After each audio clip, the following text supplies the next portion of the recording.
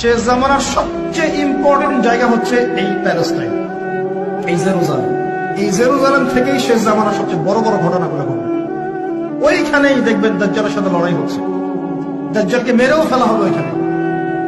ওই জায়গাগুলোতেই ঈসা আলাইহিস সালাম আসবেন, ওখানে ইমাম মাহদী, সবই ওখানে। শেষ জামানার বড় বড় ক্যারেক্টার সব ওখানে, সবই ওখানে।